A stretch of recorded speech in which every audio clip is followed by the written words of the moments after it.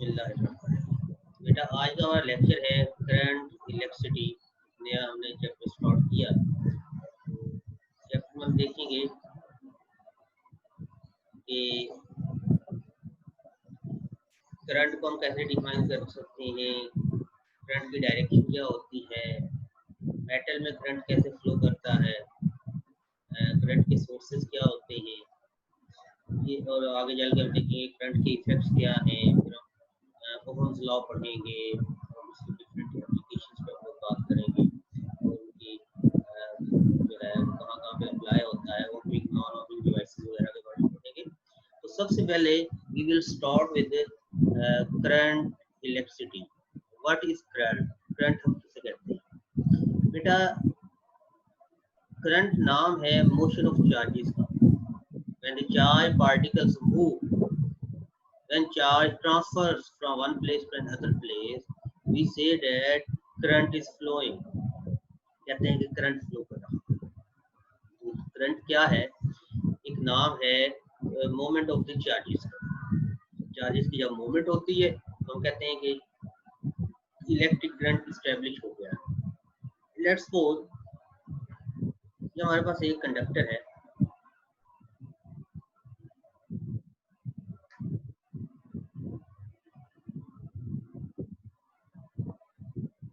Let's suppose इधर से इसमें कोई चार्जेस एंटर हो रहा है डेल्टा क्यू, और क्यू टी टाइम के बाद इस एंड से जो चार्ज है एग्जिट हो रहा है डेल्टा क्यू।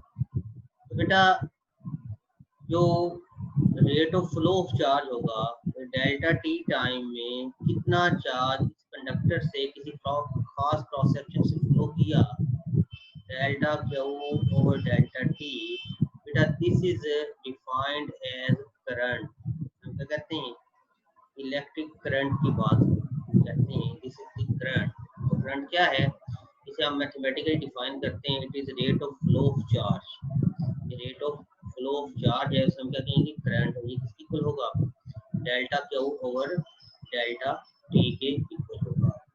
अब करंट के अगर हम लोग यूनिट्स को की बात कर लें तो बेटा डेल्टा क्यू का यूनिट क्या होता है? कूलम।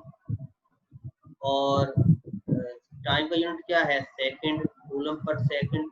तो ये जो कूलम पर सेकंड है ये करंट का यूनिट है और इसे बेटा हम कहते हैं एम्पेयर। कहते हैं एम्पेयर। अगर कूलम को कंप्लीट लिखूं तो फिर मैं संभाल से लिखूंगा इस तरह, एम्पेयर को मुकम्मल ही एम्पेयर लिखूं तो स्मॉल ए से लिखूंगा, लेकिन जब मैं सिंबल लिखूंगा तो इन्हें कैपिटल लिखूंगा। अब ये दोनों साइंटिस्ट के नाम। अब बेटा एम्पेयर कूलम सेकंड किसकी इक्वल होगा? तो कूलम पर सेकंड किसकी इक्वल होगा? एम्पेयर के। या फिर कूलम किसकी इक्वल हो जाएगा? एम्पेयर सेकंड के। बेटा यहाँ पर एक बात बड़ी इंपॉर्टेंट है। तो बात ये है कि ये जो एम्पेयर है यहाँ पर, दिस इज बेस यूनिट्स। कौन सा यूनिट है? बेस यूनिट है। और जो कूलम है इसे हम कहते हैं कि दिस इज ड्राइव्ड यूनिट। बहुत बड़ी यहाँ पर ये सेकंड अगेन बेस है। अक्सर बच्चे कहते हैं कि सर कूलम जो है ये इसे बेस यूनिट होना चाहिए और एम्पेयर को ड्राइव्ड यूनिट होना चाहिए, क्योंकि एम्पेयर डिफाइन हो रहा है on the basis of coulomb. बेटा ये नहीं, प्रॉब्लम ये है कि हमें ये देखना है कि हम किस क्वांटिटी को डायरेक्टली मेजर कर सकते हैं। We can not measure charge directly, we can measure flow of current directly. जिसे हम डायरेक्टली मेजर कर सकते हैं उसका यूनिट बेस यूनिट है, और इस करंट की बुनियाद पे हम चार्ज को मेजर करते हैं। मीन अगर आपको करंट का पता चल जाए और टाइम आपके पास हो कि इतने टाइम इतना करंट पूछ रहा है तो आप देख सकते हैं कितना वहाँ पे चार्जेस फ्लो कर रहे हैं। तो क्योंकि हम चार्ज को करंट के बेसिस पे जो है वो मेजर करते हैं, इसलिए करंट हमारे पास बेस यूनिट है। चार्ज जो एम्पेयर जो है, और जो चार्ज का यूनिट कूलम है, this is the derived unit. तो मुझे पता चला तो फिर मैं डिफाइन क्या करूंगा करंट को? It is the rate of flow of charge. क्या है? Time rate of flow of charge is called current, हम क्या कहेंगे, करंट या इलेक्ट्रिक करंट की हिसाब करते हैं। सब क्या लिखते हैं, delta Q over T, delta T. अब डेल्टा क्यू क्या है, कूलम पर सेकंड, इक्वल आ जाएगा किसके, एम्पेयर के, ये इसका यूनिट। अब बेटा ये चार्जेस जो चार्ज फ्लो करता है ये किस फॉर्म में फ्लो करता है, चार्जेस फ्लो करता है चार्ज कैरियर्स के मूव करने की वजह से।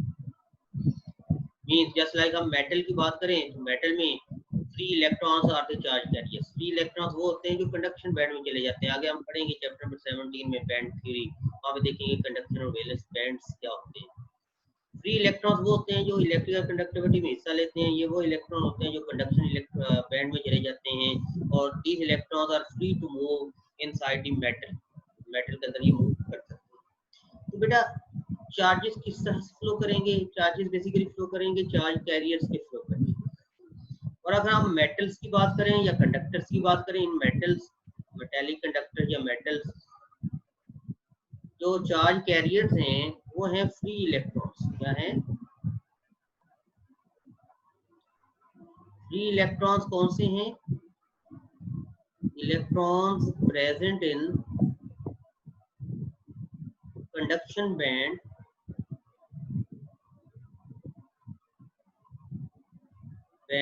ऑफ कंडक्टर या मेटल। ये वो इलेक्ट्रॉन्स हैं जो कंडक्शन बैंड में मौजूद होते हैं, उन्हें कहते हैं फ्री इलेक्ट्रॉन्स। और यही इलेक्ट्रॉन इलेक्ट्रिकल कंडक्टिविटी का के रिस्पॉन्सिबल हैं इन मेटल्स, इन कंडक्टर्स। तो कोई आपसे पूछे कि कंडक्टर में चार्ज कैरियर्स क्या हैं, तो आप क्या कहेंगे, इन कंडक्टर्स की charge carriers are free electrons. Conductor में चार्ज कैरियर्स क्या होंगे, फ्री इलेक्ट्रॉन्स। और अगर हम लोग बात करें इलेक्ट्रोलाइट की,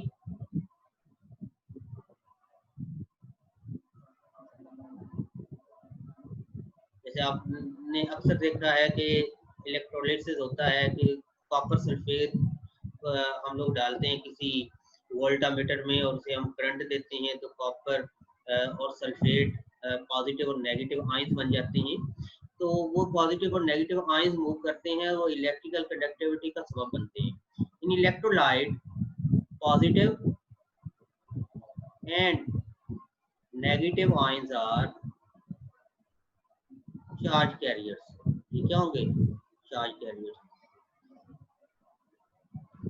जस्ट लाइक एग्जांपल के तौर पर कॉपर सल्फेट CuSO4 में जब इसकी इलेक्ट्रोलिसिस होगी तो Cu पे पॉजिटिव चार्ज आ जाएगा, SO4 पे क्या आ जाएगा, नेगेटिव चार्ज।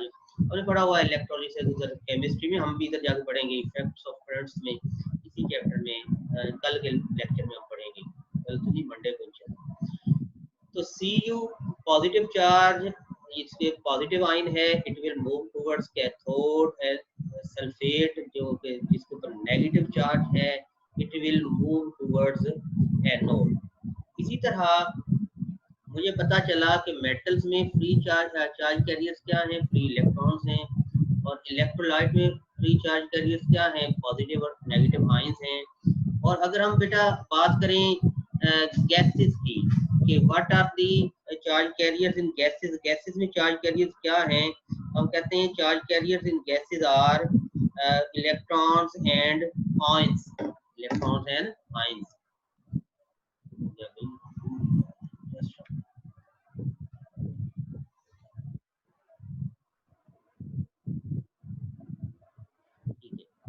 जब हम गैस की बात करते हैं, in any gas the charge carriers are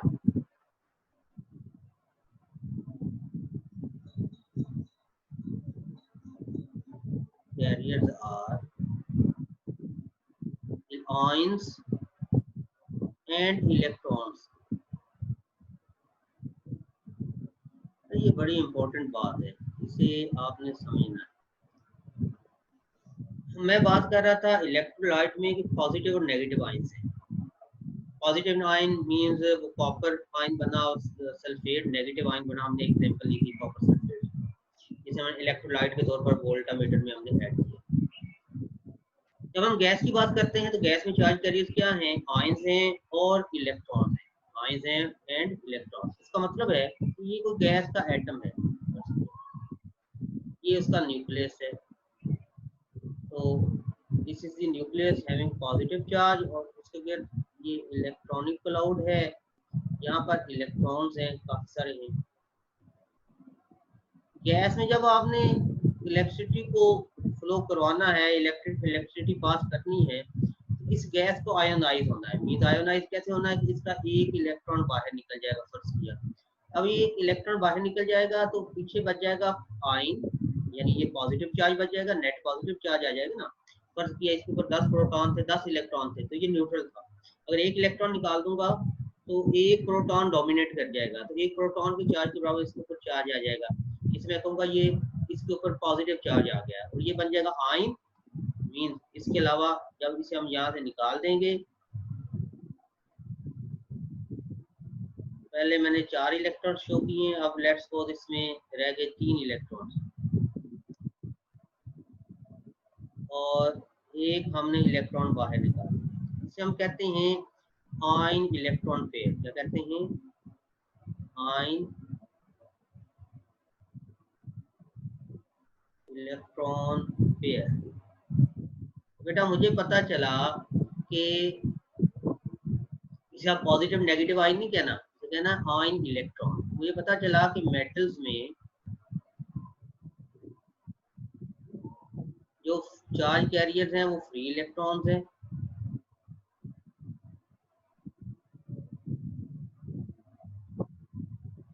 electrolyte में पॉजिटिव नेगेटिव आयंस हैं,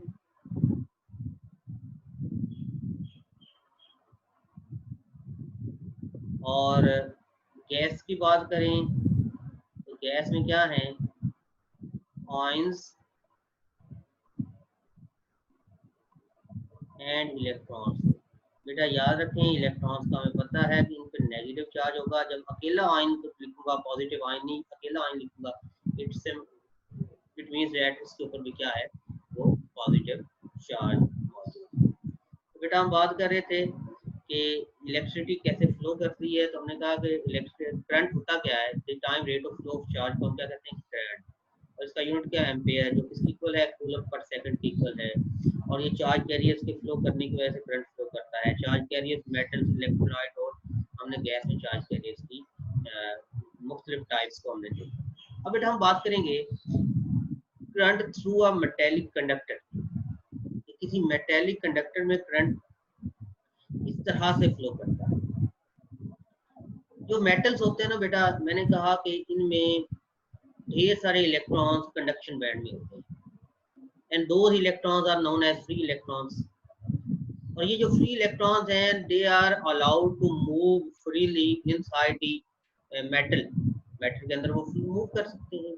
तो जब ये मूव करेंगे, रैंडमली मूव करते हैं, ये मीन्स ये कोई इलेक्ट्रॉन है, ये जो ब्लू आप यहाँ पे देख रहे हैं, दीज आर द इलेक्ट्रॉन्स। और ये बाकी जो हैं ये समवट येलो या रेड किस्म के जो स्पॉट्स हैं। आज मैं आपके लिए अच्छी फिगर्स इधर नहीं डाल सका क्योंकि जल्दी जल्दी नहीं फिगर्स ली हैं, ज़्यादा क्लियर नहीं है, बड़ा फिर भी हम इससे काम चलाएंगे। कि ये फ्री इलेक्ट्रॉन्स हैं, और ये जो इलेक्ट्रॉन, उस फ्री इलेक्ट्रॉन के अलावा बाकी सारे का सारा जो एटम है, जो कि अब आयन बन चुका है, ये वाला मौजूद है। आयनिक कोर्स इन्हें हम कहते हैं, आयनिक, these are the ionic course. ये आयनिक कोर्स। अब क्या होता है, normally electron, free electrons metal में मूव करते हैं रैंडमली। जब वो रैंडमली मूव करते हैं तो इन आयनिक कोर्स के साथ टकराते हैं। अब आयनिक कोर्स के साथ टकराएंगे, एनर्जी गेन करेंगे, फिर लूज कर लेंगे, फिर टकराएंगे, फिर एनर्जी लूज कर लेंगे, अपना रास्ता बदल देंगे। ये इलेक्ट्रॉन आया, ये इधर से किससे टकराएगा, ये एनर्जी लूज कर देगा। तो due to their random motion, अब हमें आप ये कह सकते हो कि सर अगर मेटल्स में इलेक्ट्रॉन हर वक्त मूव कर रहे हैं फ्रीली, तो फिर मेटल को हाथ लगाने से हमें करंट क्यों नहीं लगता?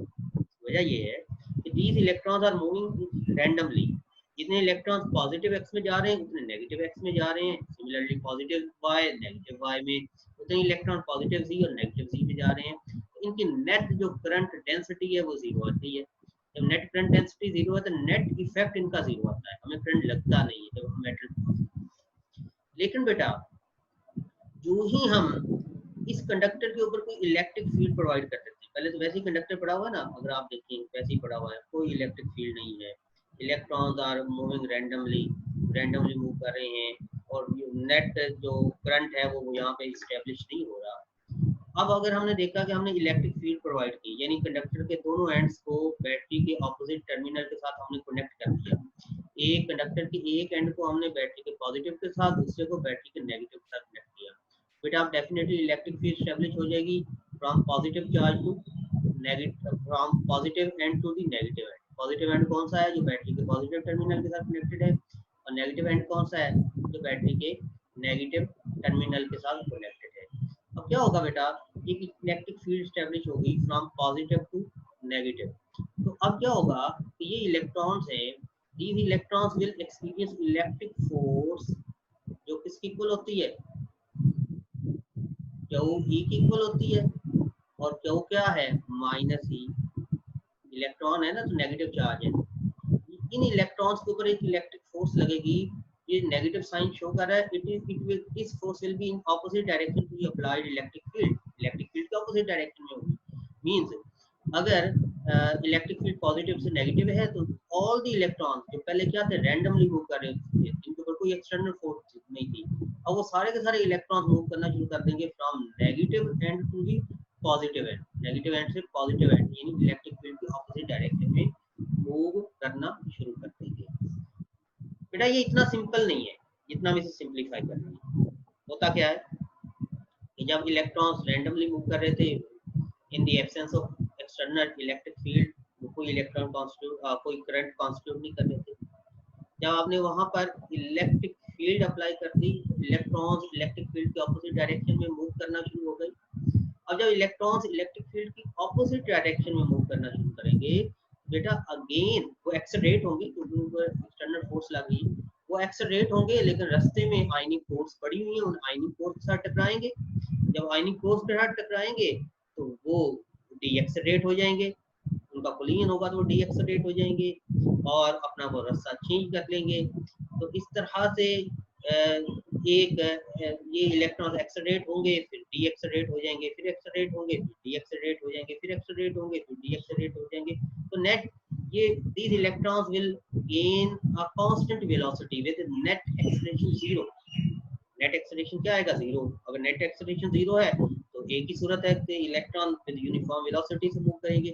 बेटा उस यूनिफॉर्म वेलोसिटी को हम ड्रिफ्ट वेलोसिटी कहते हैं, एवरेज वेलोसिटी होती है तो क्या कहते हैं, ड्रिफ्ट वेलोसिटी। तमाम इलेक्ट्रॉन्स की जो वेलोसिटी, एक यूनिफॉर्म वेलोसिटी, हर इलेक्ट्रॉन अपनी एक यूनिफॉर्म वेलोसिटी को मेंटेन करेगा, यानी एक्सेलरेट डी एक्सेलरेट होने से, एक्सेलरेट डी एक्सेलरेट होने से, तो उन तमाम वेलोसिटीज की जो एवरेज है हम क्या कहते हैं, ड्रिफ्ट वेलोसिटी कहते हैं, ड्रिफ्ट वेलोसिटी।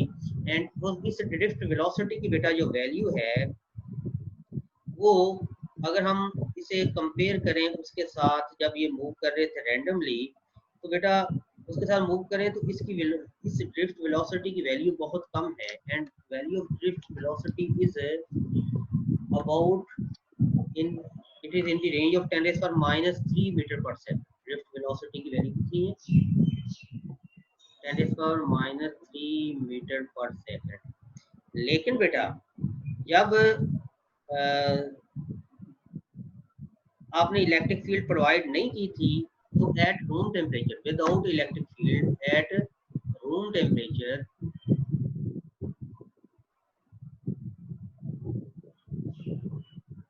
जैसा कि यहाँ पे था, आप देख सकते हैं कि कोई इलेक्ट्रिक फील्ड नहीं है और ये इसकी जो वेलोसिटी है वो टेम्परेचर के लिहाज से चेंज होगी, तो एट रूम टेम्परेचर ये सेवरल 100 किलोमीटर पर सेकंड की वेलोसिटी से मूव करेंगे ये इलेक्ट्रॉन्स। ये इलेक्ट्रॉन्स की वेलोसिटी क्या होगी, सेवरल 100 किलोमीटर पर सेकंड। बट जब आप इलेक्ट्रिक फील्ड प्रोवाइड कर देंगे, इनकी वेलोसिटी ये एक ही डायरेक्शन में सारे के सारे इलेक्ट्रॉन मूव करना शुरू कर देंगे, लेकिन अब इनकी वेलोसिटी बहुत कम हो जाएगी और होगी कितनी, 10⁻³ मीटर पर सेकंड, जिसे हम क्या कहते हैं, ड्रिफ्ट वेलोसिटी। और अगर अब आप मेटल को हाथ लगाएंगे तो आपको करंट जो है लगेगा, जब तमाम इलेक्ट्रॉन जो है वो सेम डायरेक्शन में ट्रेवल कर रहे हैं। तो यहाँ पर आप देख सकते हैं इसकी मैनिफेस्टेशन, इलेक्ट्रिक फील्ड आपने प्रोवाइड की, ये जो ब्लू लाइन है इलेक्ट्रिक फील्ड को शो कर रही हैं, और इलेक्ट्रिक फील्ड अप्लाई करने से जो इलेक्ट्रॉन्स है इलेक्ट्रिक फील्ड की अपोजिट डायरेक्शन में मूव करना शुरू हो गए विद वेलोसिटी, जिसे हम क्या कहते हैं, ड्रिफ्ट वेलोसिटी का नाम, इसका नाम देते हैं ड्रिफ्ट वेलोसिटी का। तो बेटा अभी तक हमने पढ़ा कि करंट क्या है करंट, फ्लो ऑफ चार्जेस।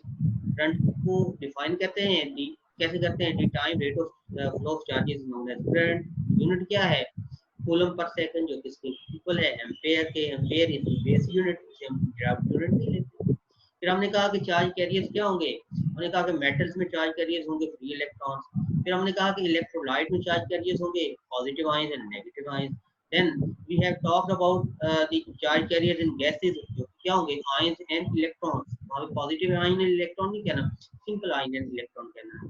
फिर हमने देखा कि मेटल्स में करंट कैसे फ्लो करता है। तो मेटल्स में नॉर्मली क्या होता है, जब इलेक्ट्रिक फील्ड नहीं होती तो फ्री इलेक्ट्रॉन्स रैंडमली मूव कर रहे होते हैं विद वेलोसिटी सेवरल 100 किलोमीटर पर सेकंड एट रूम टेम्परेचर की बात कर रहा हूँ, और वो रैंडम मोशन की वजह से नेट करंट जीरो होता है। लेकिन जब हम इलेक्ट्रिक फील्ड अप्लाई करते हैं तो तमाम इलेक्ट्रॉन इलेक्ट्रिक फील्ड के ऑपोजिट डायरेक्शन में इलेक्ट्रिक फोर्स की वजह से मूव करना शुरू कर देते हैं।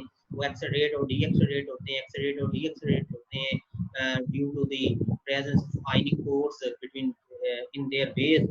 उनके साथ वो कोलिजन करके डीएक्सेलरेट होंगे इलेक्ट्रिक फोर्स की वजह से, और कोलिजन की वजह से डीएक्सेलरेट होंगे। तो हम कहेंगे कि वहाँ पर एक नेट एक्सेलरेशन जीरो होगा और एक एवरेज यूनिफॉर्म वेलोसिटी को मेंटेन करेंगे, जिसे हम क्या कहते हैं ड्रिफ्ट वेलोसिटी, और जिसकी वैल्यू क्या होती है 10⁻³ मीटर पर सेकंड की रेंज में होती है।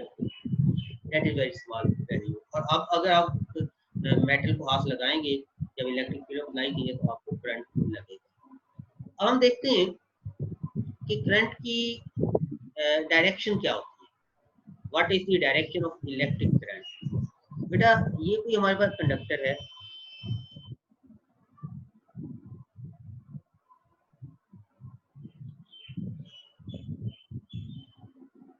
वो दिस इज अ कंडक्टर। अगर बेटा इसके ऊपर मैं इसके एंड्स के अक्रॉस अगर मैं कोई बैटरी कनेक्ट कर दूं, ये नेगेटिव टर्मिनल, ये क्या है positive terminal, electric field travelling between from the end which is connected to the positive terminal to the end which is connected to the negative terminal। इस सूरत में क्या होगा, यहाँ पे मैं सिर्फ फ्री इलेक्ट्रॉन्स बना रहा हूँ, बाकी इन इलेक्ट्रॉन्स के अलावा भी ढेर सारे इलेक्ट्रॉन्स हैं जो कंडक्शन बैंड में नहीं है, जिन्हें हम कोर इलेक्ट्रॉन्स कहते हैं। ये इलेक्ट्रॉन्स क्या करेंगे, ये इलेक्ट्रिक फील्ड की अपोजिट डायरेक्शन में मूव करना शुरू हो जाएंगे with velocity which is known as drift velocity, drift velocity की मदद से।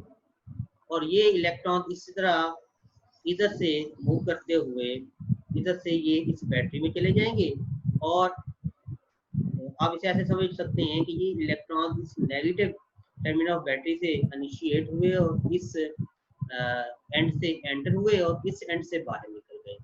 तो इलेक्ट्रिक करंट, अब जो चार्जेस हैं इलेक्ट्रॉन्स हैं, ये कैसे मूव कर रहे हैं from negative to the positive terminal of battery, from negative to the positive terminal of the battery. बेटा इस करंट को कहते हैं इलेक्ट्रॉनिक करंट। तो कहते हैं इलेक्ट्रॉनिक करंट। इलेक्ट्रॉनिक करंट कौन सा होगा, this is current due to motion of negative charge carriers.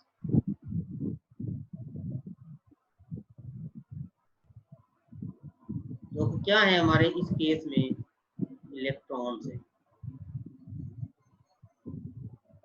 तो इलेक्ट्रॉनिक करंट की डायरेक्शन क्या होगी, from negative terminal of battery to the positive terminal of battery. बेटा लेकिन एक इक्विवेलेंट करंट, हम इसके इक्वल ही करंट लेते हैं लेकिन उसकी डायरेक्शन हम लेते हैं पॉजिटिव से negative terminal of the battery, positive to the negative terminal of the battery. इस करंट को कहते हैं कन्वेंशनल करंट। क्या कहते हैं, कन्वेंशनल करंट। बेटा ये करंट होता है due to positive charge career.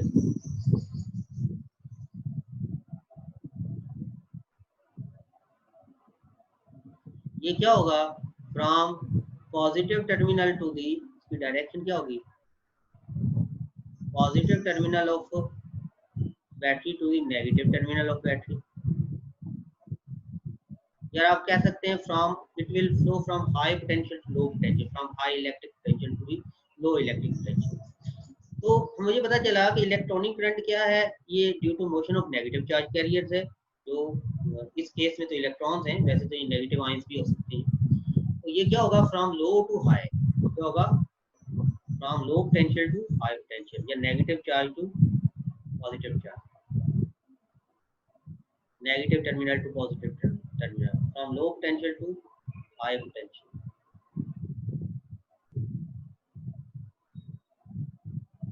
और जो कन्वेंशनल करंट है वो क्या होगा, due to motion of positive charge carriers, those charge carriers will move from positive terminal of battery to the negative terminal of battery, या from high potential to low potential। अब अगर बेटा हम लोग बात करें कंडक्टर्स की, तो कंडक्टर में कन्वेंशनल करंट नहीं होता। जस्ट हम कंडक्टर में कन्वेंशनल करंट की अगर हम बात करें तो हम कहते हैं ये बिल्कुल उतना ही, इसकी मैग्नीट्यूड उतनी ही है जितनी इलेक्ट्रॉनिक करंट की मैग्नीट्यूड है, लेकिन इसकी डायरेक्शन ऑपोजिट है। ये बड़ी क्लियर सी बात है, इसे हम बड़ी आसानी से समझ सकते हैं। अगर हम लोग बेटा इधर देखें कि लेट्स सपोज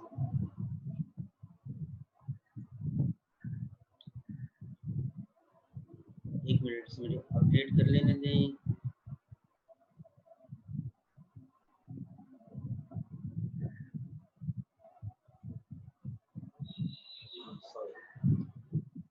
लेट्स सपोज बेटा अगर हम लोग देखते हैं कि ये हमारे पास कोई वैकेंसी है, इधर हमारे पास ये डिफरेंट कारें हैं,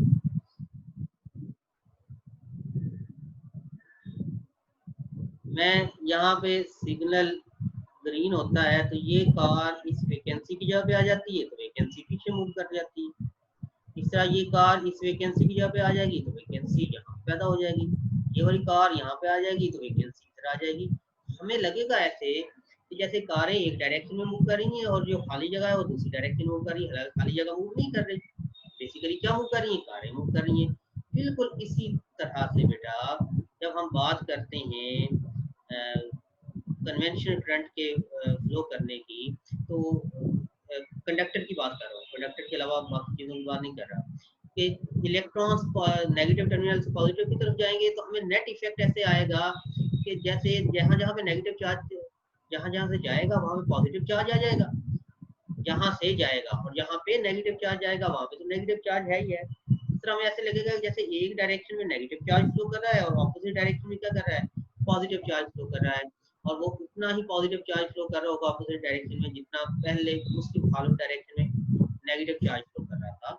तो फिर नॉर्मली हम लोग कहते हैं कि जितना इलेक्ट्रॉनिक करंट है इतना ही कन्वेंशनल करंट होता है, बट इन ऑपोजिट डायरेक्शन। ये बात है कंडक्टर की।